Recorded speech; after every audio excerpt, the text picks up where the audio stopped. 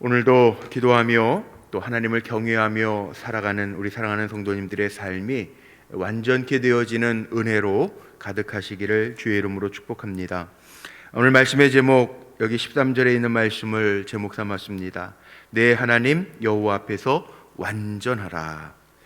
하나님 앞에서 우리는 흠과 티가 없는 존재로 살아야 됩니다. 왜? 우리를 구별하셨고 우리는 이 땅에서 레위인 거룩한 족속이요 왕같은 제사장으로 하나님이 부르셔서 세우신 하나님의 종들이고 하나님의 자녀들이기 때문에 그렇습니다. 오늘 말씀 속에 보면 레위인이라고 하는 이야기가 나오죠. 그 다음에 두 번째 단락을 보면 선지자라고 하는 이름이 나옵니다.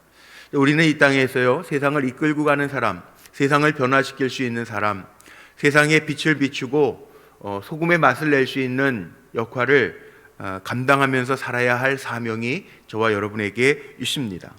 자, 오늘 말씀 속에 보니까 1절에 레위 사람 제사장과 레위의 온 지파는 이스라엘 중에 분깃도 없고 기업도 없을지니 그들은 여호와의 화제물과 그 기업을 먹을 것이라. 2절에 보면 중요한 말씀이 있어요. 그들의 형제 중에서 기업을 가지지 않을 것은 여호와께서 그들의 기업이 되심이니. 하나님이 우리의 기업이시라는 거예요. 우리는 오늘도 기도하면서 한날을 살죠. 내가 노력해서 내가 힘써서 내 지혜를 가지고 살겠습니다가 아니고 오늘도 우리에게는 하나님의 은혜가 있어야 됩니다. 하나님의 은혜 아니고는 우리는 살 수 없습니다. 하나님이 나의 기업 되십니다. 이 고백을 가지고 오늘 한날을 사는 겁니다. 하나님이 우리의 기업이 되신다. 2절에 나와 있는 것처럼 하나님이 우리의 기업이 되심이니 그들에게 말씀하심 같으니라. 이미 하나님 우리에게 말씀해 주셨어요. 담대하라, 두려워하지 말라, 좌로나 우로나 세상 보면서 치우치지 말라, 하나님의 말씀 붙들고 살아라. 하나님의 말씀대로 살아갈 때, 우리 민수기 그동안 보면서 제일 민수기에 많이 나왔던 81번 나왔던 말씀 제가 굉장히 강조했죠. 하나님의 말씀대로 행하니라. 이 우리는 그렇게 사는 사람들, 하나님의 말씀을 마음에 잘 담고 심령에 담고 그 말씀대로 살아가는 사람들. 왜? 그렇게 살지 아니하면 하나님 우리를 가증하게 여기실 수 있어요. 우리는 하나님의 백성인 것 분명하게 기억하고 정직하게 하나님 앞에 온전하게 살아야 돼요. 12절 보면 이런 일을 행하는 모든 자를 여호와께서 가증히 여기시나니. 이런 일이라는 게 있습니다. 이런 일이 뭔가 제가 조금 이따 말씀드릴게요. 이런 일, 하나님과의 관계를 파괴시키는 일들이 있어요. 그러면 여호와께서 그들을 내 앞에서 쫓아내시리라. 하나님 우리 복 주시려고 부르신 하나님의 백성들 아닙니까? 아브라함을 부르실 때에도 내가 너를 복의 근원 삼겠다 약속하시고 하나님 불러내셨는데 하나님이 가증하게 여기시는 일, 하나님과의 관계를 파괴하는 일, 하나님의 말씀을 왜곡시키는 일, 나 때문에 하나님의 영광이 드러나는 게 아니라 하나님의 영광을 가리는 일을 한다면 가증히 여기시는 일이라는 거예요. 우리는 하나님 앞에서 잘 살아야 되는데 우리를 어떻게 하는 게 잘 사는 건가? 여기 보세요. 하나님이 기업이 되신다고 그랬어요. 그리고 레위 사람들이, 레위 제사장들이, 하나님이 택한 백성들이 거둘 것들이 무엇인지 쭉 말씀하시다가 5절 말씀에 보면 이런 말씀이 있죠. 이는 내 하나님 여호와께서 내 모든 지파 중에서 그를 택하여 내시고 그와 그의 자손에게 항상 여호와의 이름으로 서서 섬기게 하셨음이니라. 우리에게 사명이 있어요. 우리는 무엇을 먹든지 마시든지 입든지 나를 통해서 하나님의 영광이 드러나도록 서서 섬기게 하셨느니라. 하나님의 영광을 위해서 일하라는 거예요.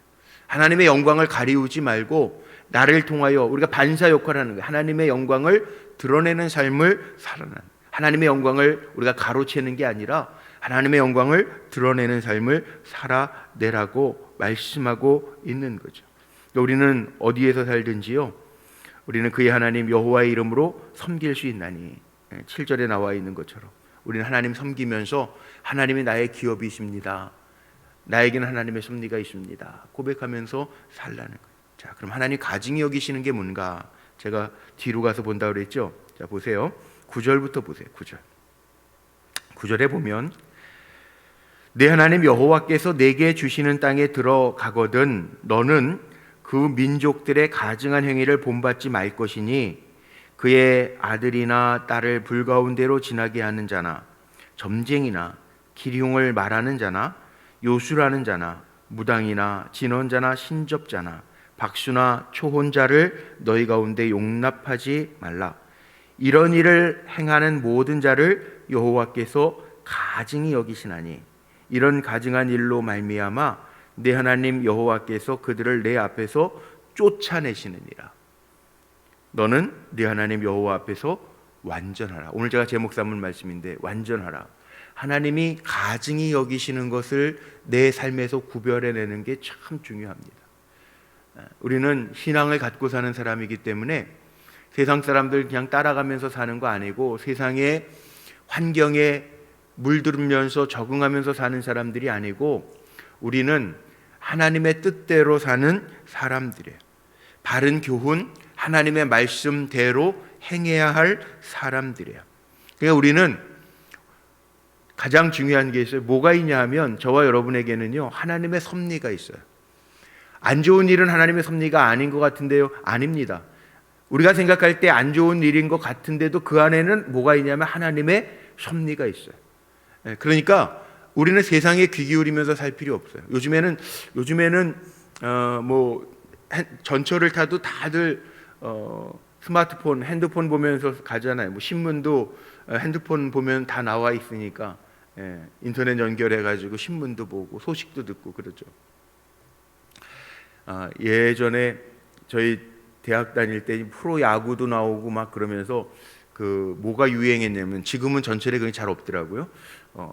일간 스포츠, 뭐 스포츠 서울 이런 그 신문들이 있잖아요. 뭐 자판대에서 뭐 100원, 200원 주고 사가지고 전철 타서 하루 신문 보고 또 어떤 분들은 신문 이렇게 전철 위에 칸 위에 짐 놓는 칸에다가 넣고 내면 또 그거 주워서 보고 그러면서 사람들이 많이 보는 게 뭐가 있습니까?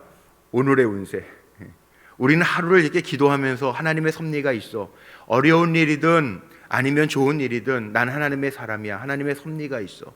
그러니까 뭐 운세, 뭐 양띠, 소띠, 뭐 쥐띠, 오늘은 뭐 동쪽으로 가라 그러면 귀인을 만날 것이요. 그래서 뭐 동쪽으로 걷는 사람들도 있고 별별 사람들이 있었잖아요. 아니라는 거예요. 우리는요 하나님의 섭리가 있어요.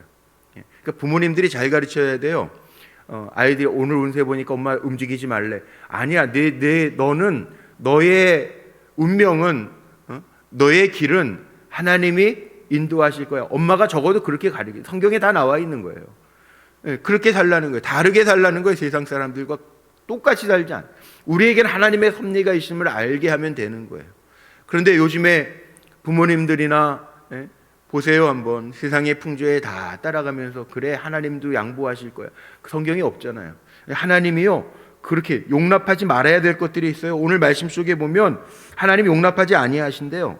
내가 쫓아낼 이 민족은 기륭을 말하는 자나 점쟁이의 말을 듣거니와 내게는 내 하나님 여호와께서 이런 일을 용납하지 않. 우리는요 하나님의 자녀예요. 레위인이에요. 하나님의 백성이에요. 하나님의 종들이에요. 그러니까 하나님이 용납하지 않아요. 이방 백성은 하나님이 타치 안 하실지 모르지만 적어도 우리는 하나님의 섭리 안에 있는 자이기 때문에 하나님이 용납하지 않으신다는 거예요. 그래서 본받지 말라는 거잖아요. 9절에 보세요. 9절 하반절부터 너는 그 민족들의 가증한 행위를 본받지 말 것이니. 본받지 말아야 될 건 본받지 말라니까요. 근데 우리는 또 똑같이 본받아요. 아니 오늘 세상보다 더 뒤처져 가요. 그래서 치탄의 대상인데 어떻게 보면 우리가 하나님 앞에 정말 회개하고 통회하고 자복해야 할 것이 이겁니다. 세상을 이끌어가는 사람들이 아니라 세상 따라가요. 세상에서 뭐 좋다고 그러면 그거 따라가고 세상에서 이렇게 말한다 그러면 그거에 혹하고 그렇게 가요. 하나님 그러라고 우리 부르신 거 아니라는 거죠. 너는 하나님의 영광을 위해서 살아라. 내가 너를 복되게 할 것이라. 하나님의 약속 붙들고요 가면 되는데 뭐 태학이 운명을 좌우하는 것처럼 시험 때만 되면 뭐 하나님도 이해하실 거야. 세상에 그런 말이 어디 있어요 성경에. 너는 하나님이 책임져 주실 거야. 세상 사람들은 그렇게 간다 할지라도 너는 하나님 책임져 주시니까 기도하자. 엄마도 기도하고 있어. 세상에 1시간 공부하는 것보다 하나님 앞에 예배하고 하나님 붙들고 기본을 잃어버리니까 이게 안 돌아와요. 다음 세대들의 문제가 숫자가 주는 것도 있지만요. 뭐 인구 절벽 시대인 것도 있지만 예전 같지 않은 것은 부모님들이 신앙의 가치관을 잃어버리고 그걸 심어주지 않으니까. 하나님이 용납하지 말라고 그랬는데 용납하고 세상 따라가면 또 믿음 있는 부모들도, 장로님들도, 권사님들도 장로 권사가 됐는데도 뭐라고 이야기합니까? 세상에서 살아갈 수 있는 방법이 그거밖에 없잖아요. 그런 분들이 있어요. 방법이 그거밖에 없대. 왜 방법이 그거밖에 없어요? 방법은 하나님의 방법이신데, 기도가 방법인데, 신방하다 보면 장로님들도 권사님들도 그럴 때가 있어요. 목사님, 세상 살아보니까 방법이 그거밖에 없잖아요. 스카이캐슬 뭐 그런 드라마도 나오죠. 스펙이 다 좌우하는 것처럼 거기에 엄마 아빠가 물들어 있으니까 야, 방법이 그거밖에 없어. 하나님이 다 아시기는 그 마음 중심을 하나님이 아시는 거지. 그렇게 생각하는 것을 아시는 거죠. 그렇게 하면 안 된다. 용납하지 말 것은 용납하지 말라고 나와 있어요. 본받지 말 거는 9절에 분명히 본받지 말아라.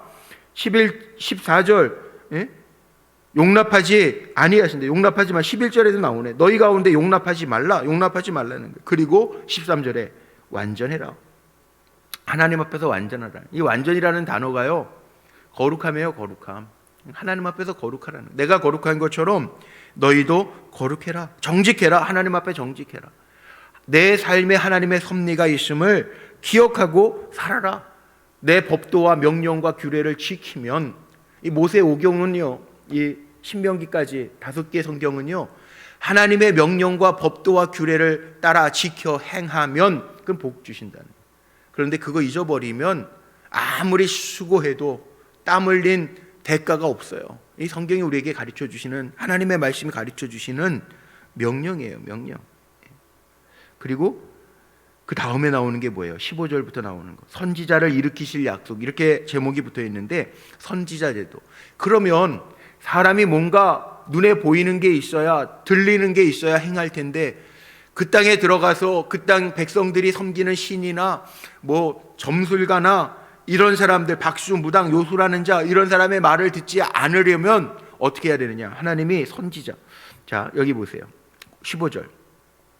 내 하나님 여호와께서 너희 가운데 내 형제 중에서 너를 위하여 나와 같은 선지자 하나를 일으키시리니 너희는 그의 말을 들을지니라. 자, 나와 같은 선지자 하나. 모세. 지금 모세의 설교라고 그랬죠. 나와 같은 선지자, 참 선지자를 하나님께서 대안으로 일으키실 것이다. 그래서 미신과 이방의 가증한 풍속을 대신해서 하나님의 백성을 위한 하나님의 말씀이 들려질 것이라. 그러니까 걱정하지 말고 참 선지자, 그의 말을 따라 하나님께서 명령하시는 대로. 자, 18절 넘어갑니다. 내가 그들의 형제 중에서 너와 같은 선지자 하나를 그들을 위하여 일으키고 내 말을 그 입에 두리니, 하나님의 말씀을 그 입에 두리니 내가 그에게 명령하는 것을 그가 무리에게 다 말하리라. 누구든지 내 이름으로 전하는 내 말을 듣지 아니하는 자는 내게 벌을 받을 것이요. 하나님의 말씀 듣고 살라. 이 모세 오경에는 하나님의 말씀에 주목하라는 거죠. 하나님의 말씀을 듣고 준행하고 청종하는 자에게는 하늘의 복이 임할 것이다.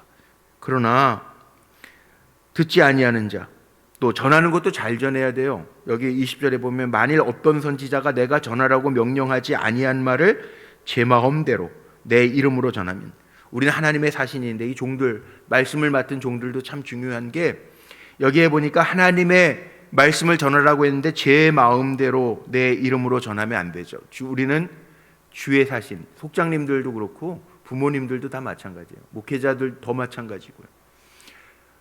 하나님의 말씀을 잘 가르쳐 지키게 해라. 앉았을 때든지 일어날 때든지 잠잘 때든지 누웠을 때든지 부모님들에게 위탁한 신명기 6장 4절 쉐마 들으라. 그리고 하나님 말씀하신 거 있어요. 주 너의 하나님을 목숨을 다하고 생명을 다해서 사랑해라. 정성을 다해서 사랑해라. 그거 부모에게 명령하셨어요. 근데 제 마음대로 부모들이 바꿔요. 목회자들이 자기 마음대로 바꿔요. 그거 안 된다는 거예요. 하나님 앞에 용납할 수 없다는. 그러면 그 선지자는 뭐 한다? 죽임을 당하리라. 이게 몸을 죽이는, 예수님 나중에 몸을 죽이는 자, 육신을 죽이는 자를 두려워하지 말고 영혼을 죽이는 자를 두려워해라. 우리는 영혼 살려야 되거든요.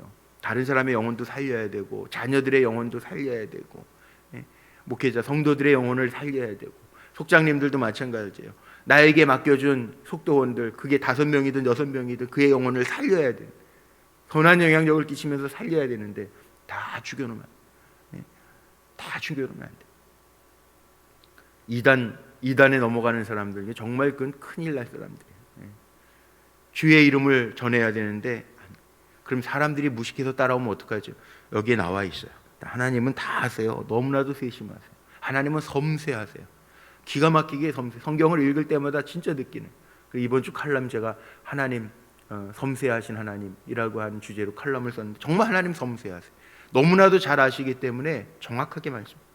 만약에 죽임을 당할 것, 그러나 내가 마음속에 이르기를, 우리 마음도 다 아시는 그 말이 여호와께서 이르신 말씀인지 우리가 어떻게 압니까? 라고 하면 22절 아주 중요한 말씀이 여기 다 있어요. 22절, 만일 선지자가 있어 여호와의 이름으로 말한 일에 증험도 없고 성취함도 없으면 이는 여호와께서 말씀하신 것이 아니요 그 선지자가 제 마음대로 한 말이니 너는 그를 두려워하지 말지니라.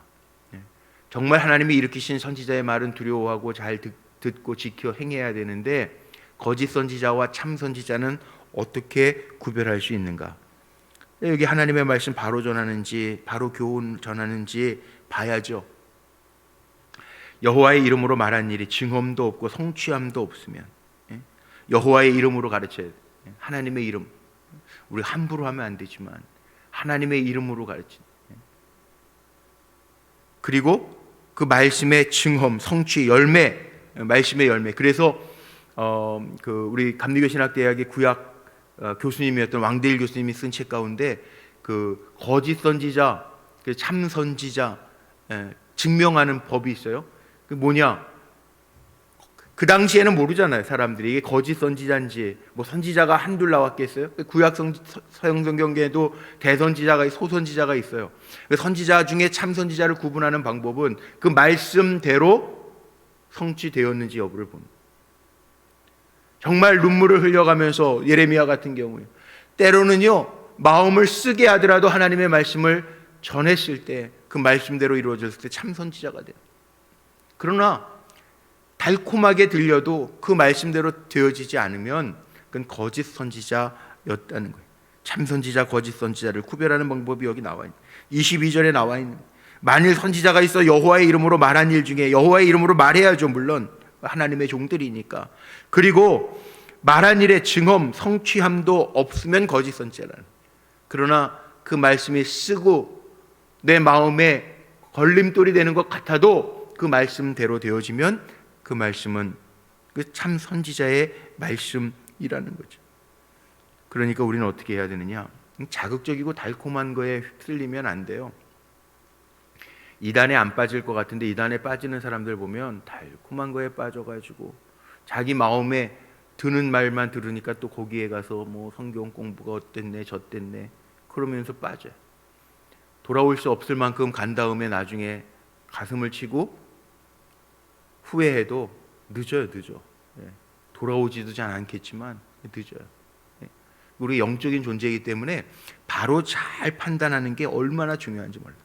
그러니까 자기가요 말씀을 평상시에 좀 많이 묵상하면서 말씀의 효험, 말씀대로 되어지는 일들을 경험하고 체험. 그래서 감리교 웨슬리 목사님이 얘기한 신앙의 4가지 기둥이 있단 말이에요.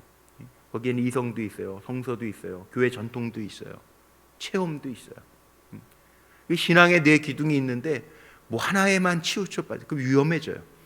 어떤 분들은 자기가 체험한 것만 가지고 성경 덮어놓고 그 체험한 것만 가지고 붙들고 나가는 분들이 있어요. 한쪽으로 치우치면 위험해져요.